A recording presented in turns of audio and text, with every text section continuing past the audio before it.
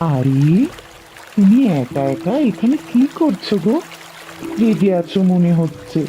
কোনো সমস্যা হয়েছে নাকি? কে তুমি সুন্দরী? তোমার রূপ যে আমার মুগ্ধ করছে। কত সুন্দর চেহারা তোমার। তোমায় দেখেই যে আমার মন একদম ভালো হয়ে গেল। তা তোমার নাম কি? আমার নাম মন্টি। তোমাকেও তো দেখতে খুব সুন্দর গো। তুমি এত রেগে আছো কেন?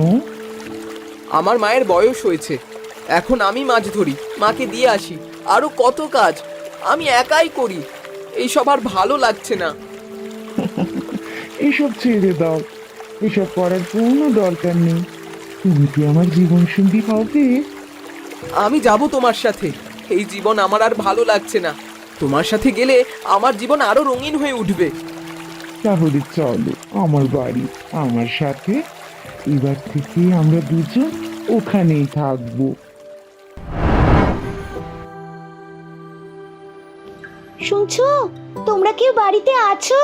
তাহলে আমায় একটু সাহায্য করো না। আরে, তুমি এখানে এসেছো? কিছু দরকার আছে নাকি? ভিতরে এসো। আসলে আমি একটু সাহায্য চাইতে এসেছি। আমার ছেলে গুড্ডু আমার জন্য খাবার আনতে গিয়েছিল। আজকে খাবারের সন্ধানে গিয়ে আর ফিরে আসেনি। তাই তোমাদের কাছে একটু সাহায্য চাইতে এসেছি। তোমার গুড্ডু দাদার কোনো বিপদ আপদ হলো না তো? আচ্ছা আচ্ছা, তুমি আজকে রাতটা এখানে কাটাও। কাল সকালে আমরা জঙ্গলে খুঁজতে বেরোবো। হ্যাঁ হ্যাঁ, এই সন্ধেবেলায় বেরানোটা ঠিক হবে না। তাহলে সবার জীবনে বিপদে পড়বে। কাল সকালে বেরোবো, কেমন? সারা জঙ্গল খুঁজে ফেলবো। তারপরে যদি দেখতে না পাই, তাহলে মনে করে নিতে হবে কোনো শিকারীর খাবারে পরিণত হয়েছে তোমার গুড্ডু। বোন, এখন এসব উল্টোপাল্টা কথা বাদ দে। সব সময় ভালো কথা বলবি, একদম খুব খারাপ কথা বলবি না। আচ্ছা, তুমি খাবার দাবার খেয়েছো কিছু? নিশ্চয়ই খাওনি। মা, ওনাকে খেতে দাও। হ্যাঁ, আমি খেতে দিচ্ছি, তুমি এখানে বসো তো। না না, আমার কিচ্ছু লাগবে না। আমি খেতে পারবো না। চিন্তায় চিন্তায় আমার যা হচ্ছে আমি জানি। সত্যি তোমরা খুব ভালো গো, আমার এত সাহায্য করছো।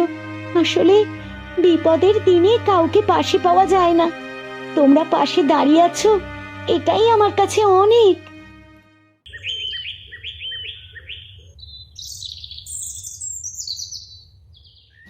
তোমার সাথে এবার আমি সারাটা জীবন কাটাবো।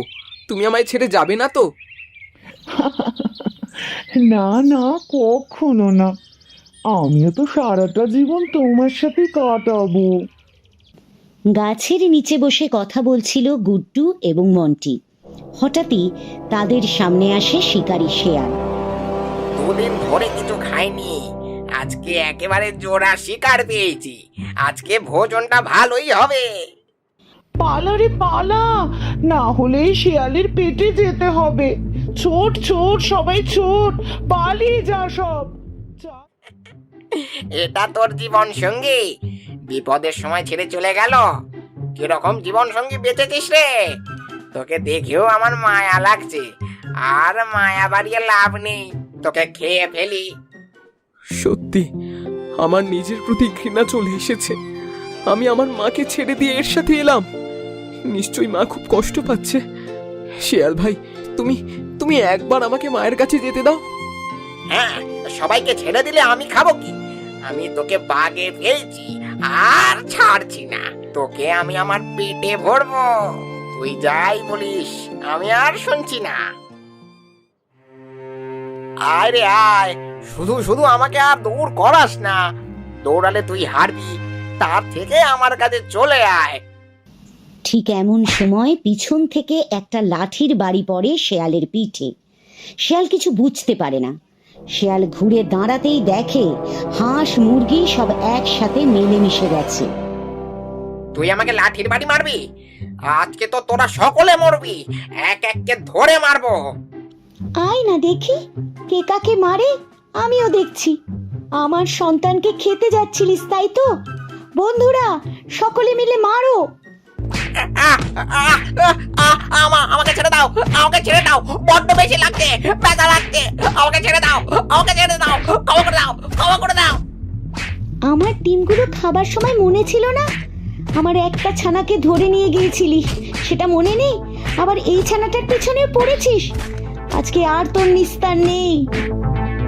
বদমাস শেয়াল যা হোক তা হোক করে সেখান থেকে বেরিয়ে ছুট দেয়, আর কোথাও থামে না। মা, আমাকে ক্ষমা করে দাও। আমি অনেক বড় ভুল করে ফেলেছি। যে আমাকে জন্ম দিয়েছে, আমি তাকে ছেড়ে চলে আসছিলাম। আমায় আমায় ক্ষমা করে দাও মা। শোন গুড্ডু, আমরা যা করি তোদের ভালোর জন্যই করি বাবা।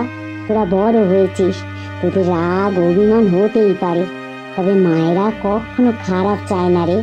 এগুলো একটু মাথায় রাখিস। রাগের মাথায় উল্টো পাল্টা সিদ্ধান্ত নিলে নিজেরই ক্ষতি বাবা।